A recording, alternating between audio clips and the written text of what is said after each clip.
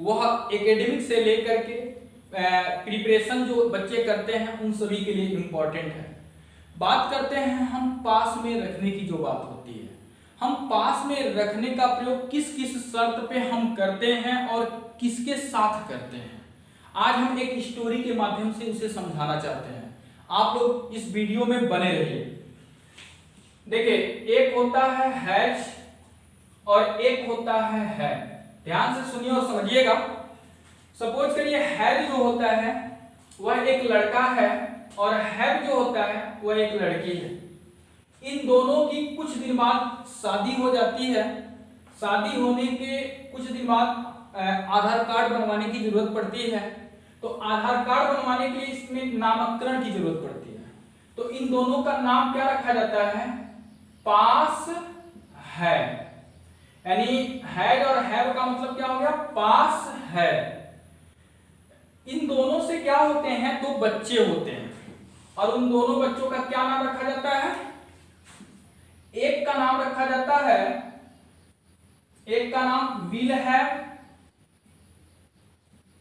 और एक का नाम रखा जाता है हैड। विल हैव को बोलते हैं पास होगा और हैड को बोलते हैं पास था। ठीक है। फिर ये इन बच्चों की परवरिश करते हैं। आफ्टर कुछ दिन बाद इन दोनों की शादी हो जाती है। इन दोनों की शादी होने के कुछ दिन बाद इसके भी दो बच्चे होते हैं, इसके भी दो बच्चे होते हैं। तो इन दोनों बच्चों का क्या नाम होता है? एक का नाम होता है कैन हैव और एक का नाम होता है शुड हैव। कैन हैव को बोलते हैं पास हो सकता है और इसको बोलते हैं पास होना चाहिए। और हैड के जो दो बच्चे होते हैं, एक का नाम होता है कुड हैव और एक का नाम होता है मस्ट हैव। कुड हैव का मतलब हो गया पास हो सकता था और इसका होता है मस्ट हैव का पास हो सकेगा। ओके। अब देखिए, तब तक ये बुजुर्ग अवस्था की तरफ जाते हैं, लेकिन कुछ दिन बाद क्या होता है? फिर इनके दो बच्चे होते हैं और इनसे जो दो बच्चे होते हैं उनका नाम होता है, एक का नाम होता है, इसमें देखिए, एक का नाम used to have. Used to have बोले तो पास हुआ करता था और एक होता है वुड हैव। वुड हैव इसका मतलब होता है पास होता।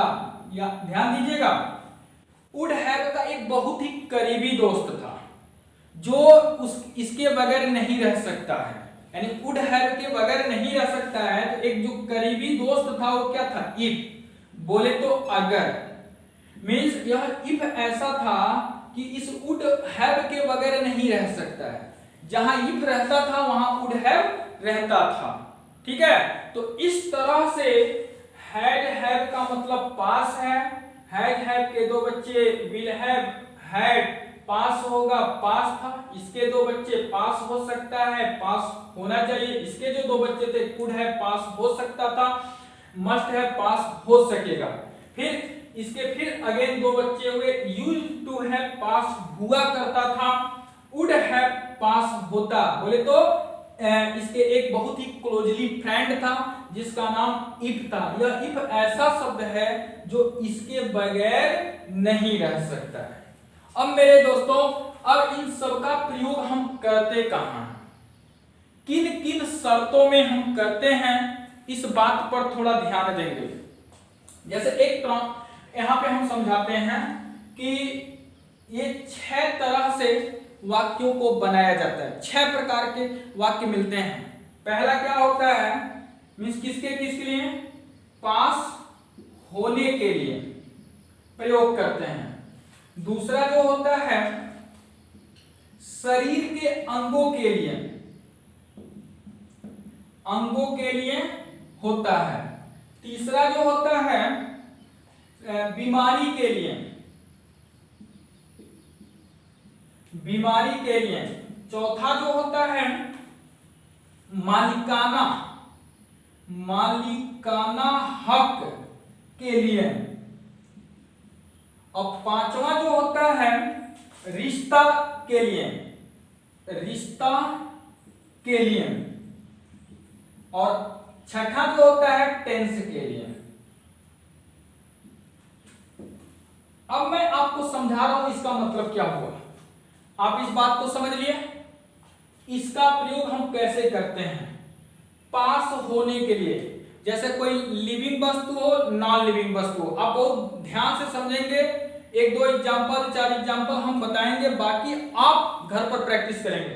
पास होने के लिए जैसे मान लीजिए मेरे पास 3 कलम है, तुम्हारे पास 2 पुस्तक है। इस तरह से किसी भी ट्रांसलेशन को यदि उठाएंगे तो आप इतने तरह से बना सकते हैं। मैं बताने की कोशिश कर रहा हूं। जैसे मान लीजिए हम एक एग्जांपल उठा रहे हैं, मेरे पास एक छाता है। सपोज करिए मेरे पास एक छाता है, मेरे पास एक छाता है, मेरे पास एक छाता होगा, मेरे पास एक छाता था, मेरे पास एक छाता हो सकता है, मेरे पास छाता होना चाहिए, मेरे पास छाता हो सकता था, मेरे पास छाता हो सकेगा, मेरे पास छाता हुआ करता था, और मेरे पास छाता होता, या अगर मेरे पास छाता होता।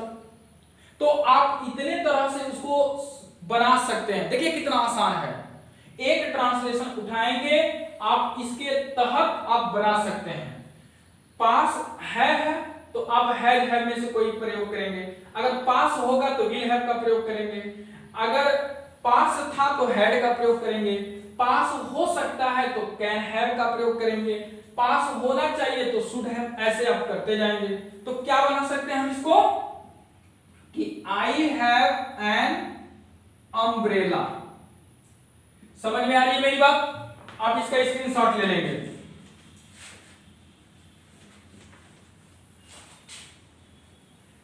चलिए अब एग्जांपल उठाते हैं। ये तो पास वाली हो गई। अगर मान लीजिए बीमारी से रिलेट हम करते हैं, जैसे मान लीजिए कोई बीमारी है, जैसे मैं कहूं, जैसे कहें कि मुझे बुखार है। भाई बुखार है तो बीमारी में आएगी कि नहीं आएगी? तो मुझे बुखार है। अच्छा ये बताइए कि इसमें पास से रिलेट है? नहीं। इसके सेंस को हमें समझना है। जैसे मुझे बुखार है, अरे भैया बुखार किसके पास है? आप ही के साथ है ना, दूसरे के साथ तो है नहीं। तो इसको हम सब ट्रांसलेट से कनेक्ट करेंगे तो कैसे करेंगे? देखिए मुझे बुखार है यानी इससे, मुझे बुखार होगा यानी इससे, मुझे बुखार था, मुझे बुखार हो सकता है, मुझे बुखार होना चाहिए, मुझे बुखार हो सकता था, मुझे बुखार हो सकेगा, मुझे बुखार हुआ करता था, अगर मुझे बुखार होता। तो देखिए जिस टेंस से जिससे आप रिलेट करेंगे उसका आप हेल्पिंग वर्ब यूज कर सकते हैं। जिससे रिलेट करेंगे तो मुझे बुखार है यानी हम यहां पे हैं तो क्या लिखेंगे? I have fever. अगर यही सपोज करिए लिखते कि मुझे बुखार होना चाहिए तो क्या करते? I should have fever. मुझे बुखार हुआ करता था तो लिखेंगे I used to have fever. अगर मुझे बुखार होता तो लिखते if I would have fever. समझ में आ रहा? तो बीमारी के कंडीशन में यह हो गया। चलिए रिश्ता बताने के लिए एक होता है क्या? रिश्ता बताने के लिए। जैसे मान लीजिए उसके 2 भाई हैं, उसकी 3 बहन हैं, मेरे 4 पुत्र हैं, उसके 3 चाचा हैं। तो इस तरह से रिश्ता बताने के लिए भी किया जाता है। चलिए एक एग्जांपल उठाते हैं। मीरा की 2 बहनें हैं। मीरा की 2 बहनें हैं। अब ये तो ये होगा। अगर हमको इसमें बनाना है तो मीरा की 2 बहनें होंगी, मीरा की 2 बहनें थी, मीरा की 2 बहनें हो सकती हैं, मीरा की 2 बहनें होनी चाहिए, मीरा की 2 बहनें हो सकती थी, मीरा की 2 बहनें हो सकेंगी, मीरा की 2 बहनें हुआ करती थी, अगर मीरा की 2 बहनें होती। तो क्या इसको बनाएंगे? Meera has 2 sister. समझ में आ रहा है ना? और सॉरी सिस्टर्स, क्योंकि बहनें क्या प्लूरल में है। तो इस तरह से रिलेशन के लिए भी हो गया। अगला हमने बताया शरीर के अंगों के लिए भी किया जाता है। जैसे मेरे 2 कान हैं उसके 2 पैर हैं, उसके 3 आंख हैं, उसके 1 सिर है, उसके पास 3 किडनी है, इस तरह से। चलिए एक एग्जाम्पल उठाते हैं। सोहन के 2 कान हैं, स्वाभाविक है, सोहन के 2 कान हैं, ये तो इससे रिलेट हो गया। अगर आप इन सबसे कनेक्ट करना चाहते हैं तो आप खुद बोलिए, मेरे साथ बोलिए, सोहन के 2 कान हैं, सोहन के 2 कान होंगे, सोहन के 2 कान थे, सोहन के 2 कान हो सकते हैं, सोहन के 2 कान होने चाहिए। भाई 2 कान नहीं, ये ईयर वाला, दुकान वाला नहीं। सोहन के 2 कान हो सकते थे, सोहन के 2 कान हो सकेंगे, सोहन के 2 कान हुआ करते थे, और अगर सोहन के 2 कान होते तो मेरे भाई, मेरे दोस्त, मेरे प्यारे विद्यार्थियों, आप एक ट्रांसलेशन हम उठा रहे हैं, इससे रिलेट आप सभी ट्रांसलेशन में अपना कॉमन दिमाग लगा करके आप प्रैक्टिस करेंगे। यदि आप प्रैक्टिस करते हैं तो आप बहुतायत ट्रांसलेशन अपनी मुंह-ज़बानी बना सकते हैं। इसका क्या हो जाएगा? Sohan has 2 ears। ऐसे बहुत सारे एग्जांपल आप सेल्फ उठा सकते हैं। अगला देखिए, अगला मैंने कहा था कि मालिकाना हक के लिए, जैसे कहूं कि नहीं बोलते हैं लोग, उसकी 2 फ्लैट हैं, उसके 2 बीघे खेती है, उसके 2 मकान हैं, उसके 2 स्कूटर्स हैं। तो इसका मतलब क्या है कि उससे वस्तु पर उसका एक हक है। तो जब किसी वस्तु पर किसी का हक होता है तो हम मालिकाना हक बोलते हैं, और ऐसी स्थिति में हम इन सब में का प्रयोग करते हैं। जैसे मैं बोलूं कि मेरे पास मेरे 3 दुकानें हैं, ऐसे मेरे 3 दुकानें हैं, तो अब इसको हम हर टेंस से जोड़े तो मेरे 3 दुकानें, मेरे 3 दुकानें होंगी, मेरे 3 दुकानें थी, मेरी 3 दुकान हो सकती है, मेरी 3 दुकान होनी चाहिए, मेरी 3 दुकान हो सकती थी, मेरी 3 दुकान हो सकेगी, मेरी 3 दुकान हुआ करती थी, अगर मेरी 3 दुकानें होती। एकदम हर एक विद्यार्थियों को जानकारी मिलेगी, बस थोड़ा सा पेशेंस रखना है और इसे समझना है, ठीक है। तो इसके लिए क्या बनाएंगे? आई हैव 3 दुकानें का क्या हो जाएगा?